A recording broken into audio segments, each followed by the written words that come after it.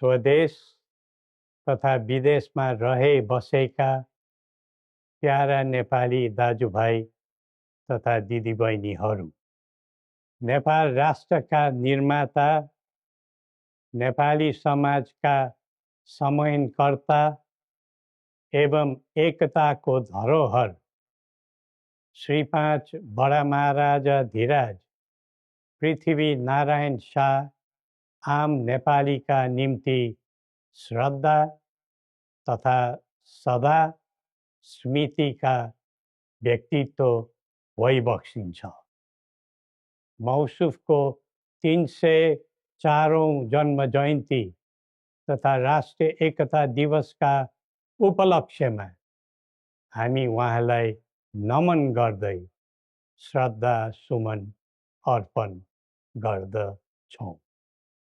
जस्तोसुकै शक्तिसँग पनि सङ्घर्ष गरेर राष्ट्र एकीकरणमा सबै जात, सबै धर्म र सबै क्षेत्रका नेपालीको सक्रिय, सबल र सफल नेतृत्व गरेको शाहवंशीय राज संस्थाको इतिहास सबैका सामु छर्लङ्ग छ। नेपाली जनताको खुसी र समृद्धिलाई नै आफ्नो रुचि ठान्ने शाहवंशीय परम्परा रहँदै आएको छ।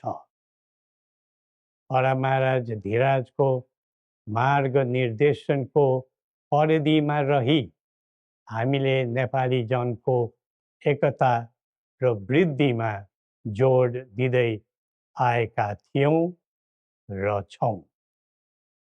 तर कालान्तरमा कतैबाट उत्पन्न अवाञ्छित भ्रमको चपेटामा देश पर्यो।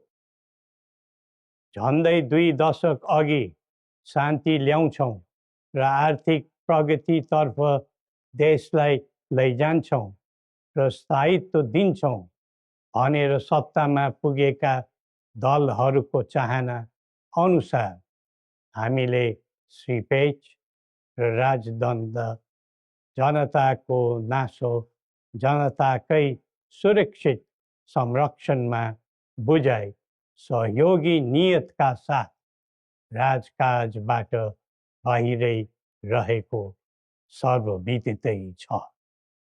यो दायित्वबाट पलायन वा निषेधित राजनीतिका निम्ति कमजोरीको अनुमोदन थिएन, न त यो भावना आम जनतामा नै थियो। नारायणहिटी राजदरबारबाट हामी बाहिरिएको करिब 2 दशक बित्दा पनि देशले सामना गरिरहनु परेको सङ्कटले हामीलाई चिन्तित तुल्याएको छ। हिजो देश नबनेकोमा चिन्ता थियो, आज देश नै नबच्ने हो कि भन्ने निराशा पैदा भएको छ। बडा महाराज धीराजबाट 22 वर्षको युवा अवस्थामै सुरु गरिबक्सेको एकीकरणको सफलता पछि आधुनिक नेपाललाई 4 वर्ण 36 जातको साझा फुलबारीको रूपमा चित्रण गरिबक्सेको थियो। यो मुलुक राजाको मात्र होइन, जनता र राजाको समान स्वामित्वको देश हो भन्ने सन्देश पनि दिइबक्सेको थियो। भाषण अनि जादु वा चमत्कारले यो देश बनेको होइन र बन्दैन पनि। सबै जात, धर्म र क्षेत्रका नेपालीको साझा प्रतिनिधिका रूपमा काम गरेको राज संस्था जनताले सुम्पेको जिम्मेवारीबाट विमुख हुनै सक्दैन। सबै नेपालीले यो कर्तव्यबोध गरी पृथ्वी पथमा लाग्नु पर्दछ भन्ने हाम्रो धारणा र आह्वान पनि छ। नेपाली विश्वमा जहाँ रहे पनि नेपाली मूलको भन्ने नै हुन्छ। त्यसैले राष्ट्रको प्रतिष्ठासँग नेपालीको प्रतिष्ठा पनि सँगै जोडिएको हुन्छ। मुलुक स्थायी वा अस्थायी रूपले छोड्दैमा देशसँगको सम्बन्ध तोडिन सक्दैन।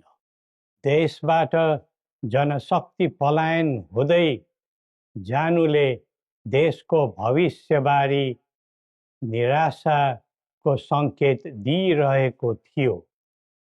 अब पुँजी र पुँजीपतिहरू तथा कर्मवीर उद्यमीहरूको समेत पलायन हुनु थालेको छ। यो क्रमलाई तत्काल निरुत्साहित र नियन्त्रण गर्न सकिएन भने मुलुक असफलताको सङ्घारमा पुग्न सक्ने सम्भावनालाई लिएर हामी आहत भएका छौँ। बरामारा धिराजबाट स्वदेशको पुँजी पलायनमा रोक लगाउनु पर्ने पक्षलाई महत्त्वका साथ जोड दिबक्सी जनता सक्षम र बलिया भए मात्र देश बलियो हुन्छ भनी दिव्य उपदेशमा उल्लेख गरिबक्सेको छ। जब जब युवा पुस्ताको भावना, चाहना र आवश्यकताको सम्बोधन गरिँदैन तब तब असन्तोष पैदा हुन्छ, जसले विद्रोहको रूप पनि लिन सक्छ भन्ने सत्य नेतृत्वले हृदयङ्गम गर्नै पर्दछ। नेतृत्वले पटक पटक युवालाई प्रयोग मात्र गर्ने तर उनीहरूको आवश्यकता बुझेर काम नगर्ने प्रवृत्तिले युवामा असन्तोष जन्मेर देशमा जनधनको हानि भयो। जसरी भविष्यका कर्णधारहरूको ज्यान गयो त्यसले सबैलाई स्तब्ध बनाएको छ। युवाहरूमा भ्रष्टाचारप्रति असहिष्णुता र आइटी प्रतिस्पर्धामा अग्रताको जोस देखिनु उज्जवल भविष्यको सङ्केत हुन्। तर उन्नतिको गन्तव्यमा राजनीति चुक्यो भने अल्छीको सपना मात्र बन्न जान्छ। स्वचालित व्यक्तिले राष्ट्रको हित खोज्दै जान्छ, परिचालित व्यक्तिले अर्काको मित खोज्दै हिँड्छ। राष्ट्रिय सहमति बिना निकास खोज्नु समय खेर फाल्नु मात्र हो। समुन्नतिको यात्रामा सबै मिलेर अघि बढौँ। नेपालको संवेदनशील अवस्था र बदलिँदो भू-राजनीतिक परिस्थितिलाई बुझ्न नसक्दा हामी मित्र राष्ट्रहरूको विश्वास र भरोसा गुमाउने अवस्थामा पुगेका छौँ। असन्तुलित बन्दै गइरहेको परराष्ट्र नीति र व्यवहारले राष्ट्रिय हितमा गम्भीर असर पुगिरहेको समयमा दिव्य उपदेश र बौद्धिक दृष्टिकोणहरूको महत्त्व अझ बढ्दै गएको छ। कतिपय देशले स्वार्थको लागि कुनै न कुनै सुरक्षा कवच खोज्दैछन्। हाम्रो देशको सही छहारी शान्तिको कवच हुनै पर्दछ।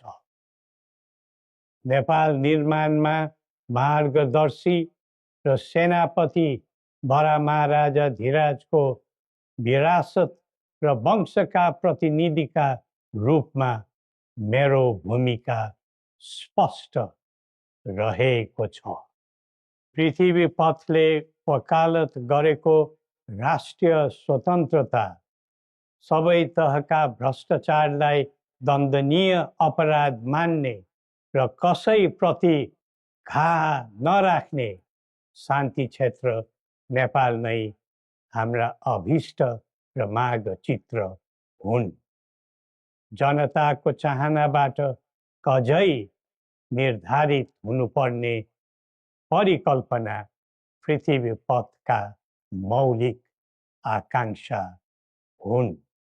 अन्तमा जनता र राजाले एकीकरण गरेर निर्माण गरेको नेपाल राष्ट्रको समग्र हितलाई आत्मसात गर्दै सबल राष्ट्र बनाउने महान कार्यमा सबैलाई जुटौँ र नेपाललाई फेरि उठाउँ। श्री गोरखनाथले हामी सबैलाई सत् बुद्धि दिउन्। जय नेपाल।